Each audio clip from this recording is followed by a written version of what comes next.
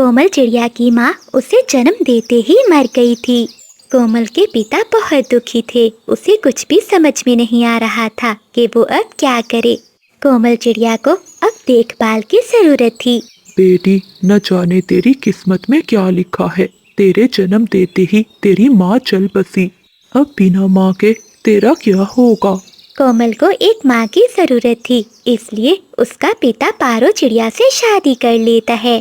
पारो चिड़िया कोमल चिड़िया के साथ सौतेला व्यवहार करती थी और उसके पिता के सामने वो एक अच्छी माँ बनने का नाटक करती थी। कोमल चिड़िया इसी तरह बड़ी होने लगी। पारो चिड़िया के अपने 2 बच्चे होते हैं, एक बेटा और एक बेटी। वो अपने बच्चों को तो पेट भरकर भोजन देती है और कोमल को थोड़ा सा भोजन देती थी। कितना खाती है ये कमबख्त। बस कर, अब उठ जा, जाकर झाड़ू पोछा कर। बस अभी करती हूँ माँ। छोटी उम्र में ही कोमल चिड़िया अपने घर के सारे काम करने लगी। ऐसे ही कई साल बीत जाते हैं। पारो, हमारी दोनों बेटियां अब बड़ी हो गई हैं। मैंने कोमल के लिए एक चिड़ा देखा है, वो बहुत अमीर है। हमने तो जैसे तैसे दिन गुजार लिए, लेकिन मैं चाहता हूँ कि हमारी बेटियां अच्छी जिंदगी गुजारें। कल ही चंदू चिड़ा कोमल बिटिया को देखने आ रहा है। ये सुनकर पारो तो जल भुन जाती है। क्या कहा पति जी? अमीर चिड़ा है, लेकिन कोमल को तो कुछ भी नहीं आता जाता। अगर इतने बड़े घर में जाएगी तो हमारी नाक ही कटवाएगी। पारो, तुम ये सब क्यों कह रही हो? अगर उसे कोई काम नहीं आता तो तुम उसे सिखा दो। अगली सुबह हो जाती है। चंदू चिड़ा अपनी माँ को लेकर आ जाता है, लेकिन पारो चिड़िया अपनी बेटी पिंकी चिड़िया को सामने ले आती है। बहन जी, ये देखो मेरी बेटी, इसे सारे काम आते हैं। कोमल का पिता बहुत मजबूर हो गया था। वो उन सबके सामने कुछ भी नहीं कह सकता था। पारो बहन, हमें आपकी बेटी बहुत पसंद है। इस तरह पिंकी चिड़िया की शादी चंदू चिड़े से तय हो जाती है। जब चंदू चिड़ा अपनी माँ को लेकर चला जाता है तो कोमल का पिता अपनी पत्नी से कहता है, पारो, ये तुमने क्या किया? कोमल बड़ी है, पहले उसकी शादी होनी चाहिए। सुन लो पति जी, वो चिड़ा मेरी बेटी के लायक है और मैंने कब कहा कि पहले पिंकी की शादी होगी। आप पहले अपनी बेटी की शादी कर दें। पिताजी, आप चिंता नहीं करें। अगर बहना की शादी से पहले मेरी शादी करना आपके लिए जरूरी है तो आप किसी भी चिड़े से मेरी शादी कर दें, मुझे कोई आपत्ति नहीं। बेटी, ये तो क्या कह रही है? मैं कैसे किसी चिड़े के साथ तुझे ब्याह सकता हूँ? पति जी, मेरी बहन ने एक रिश्ते के बारे में बताया है। वो चिड़ा बहुत सुंदर है और अच्छी नौकरी भी करता है। तो ठीक है पारो, मैं अपनी बेटी की शादी उसी चिड़े के साथ कर देता हूँ। बंटी चिड़े के बारे में अच्छा अच्छा बताकर पारो चिड़िया कोमल की शादी उससे करवा देती है और अपनी बेटी पिंकी की शादी चंदू चिड़े से करवा देती है। कोमल, मेरा घर तो छोटा है, लेकिन मैं तुम्हें कभी कोई दुख नहीं दूंगा, हमेशा खुश रखूंगा। कोई बात नहीं बंटी जी, घर बेशक छोटा हो लेकिन हमेशा खुशियों से भरा होना चाहिए। कोमल, जब मैं जंगल में सब्जियां बेचने जाऊंगा तो तुम्हारा मन लग जाएगा ना? लेकिन पति जी, आपकी तो नौकरी है ना, आप सब्जियां बेचने क्यों जाएंगे? नहीं कोमल, मेरी कोई नौकरी नहीं है। मैं तो जंगल के बाजार में सब्जियां बेचता हूँ। ये बात मैंने पहले ही तुम्हारी माँ को अच्छे से बता दी थी। ये सुनकर कोमल चिड़िया बहुत दुखी होती है। वो जान गई थी कि उसकी माँ ने झूठ बोलकर उसकी शादी करवाई है। कोई बात नहीं पति जी, हम मेहनत करेंगे, देखना आपको भी बहुत अच्छी नौकरी मिल जाएगी। जब कभी भी कोमल चिड़िया अपनी माँ और बहन से मिलती तो वो उसका मजाक उड़ाती। अरे क्या हुआ पिंकी, ये तुम कितनी कमजोर हो गई हो? क्या तुम्हारा पति कोई काम नहीं करता? हाँ हाँ माँ, लगता है बहुत मजे कर रही है बहना। पिंकी, तुम जानती हो जो चिड़ा मुझे देखने आया था, माँ ने तुम्हें दिखाकर उसकी शादी तुमसे करवा दी और मेरे नसीब का सुख तुम्हें दे दिया। और हाँ, अगर मेरे नसीब में हुआ तो मुझे तुमसे भी ज्यादा मिलेगा। चुप कर जा कोमल, तू उस भिखारी चिड़े के लायक ही थी।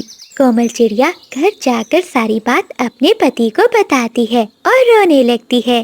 बंटी जी, क्या मेरा नसीब इतना ही खराब है? क्या हम गरीबी में ही दिन गुजारेंगे? कोमल, तुम दुखी मत हो, मैं एक ना एक दिन तुम्हारा नसीब जरूर बदलूंगा। एक दिन बंटी चिड़ा जंगल में सब्जियां बेच रहा था कि एक अमीर कबूतर का बैग उसके ठेले पर ही रह जाता है और कबूतर वहां से चला जाता है। बंटी चिड़ा उस बैग पर ध्यान नहीं देता। जब वो शाम को घर लौटकर जाता है तो वो बैग देखता है। अरे ये क्या, ये बैग किसका है? खोलकर देखता हूँ।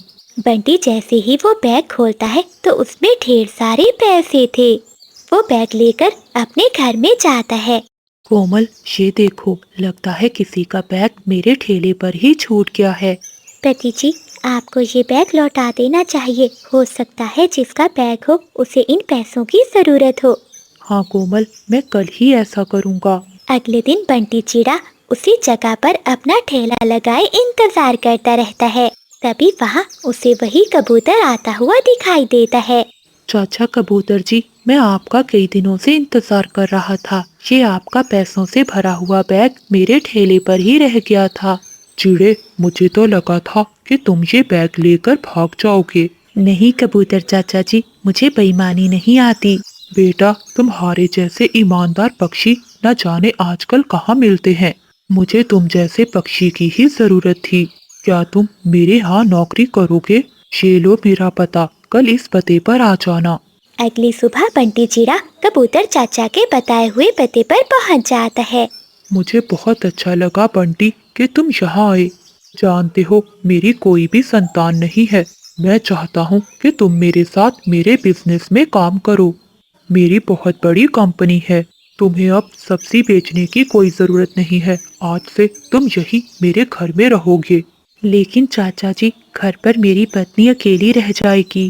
बेटा, तुम दोनों यही रहोगे। मुझे तुम जैसा ही पक्षी चाहिए था, जो ईमानदार हो, जो मेरा काम संभाल सके। मैं अकेला रहता हूँ। मुझे अच्छा लगेगा अगर तुम दोनों मेरे साथ रहोगे। ये सुनकर बंटी चिड़ा खुश होता है और वो अपनी पत्नी के साथ कबूतर के घर में ही रहने लगता है।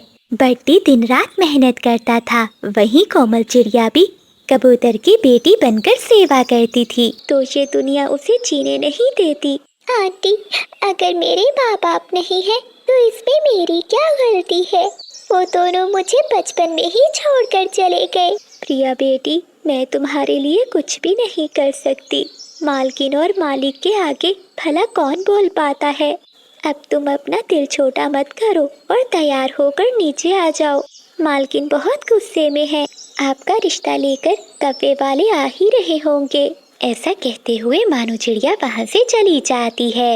माता पिता, आप मुझे दोनों छोड़कर क्यों चले गए?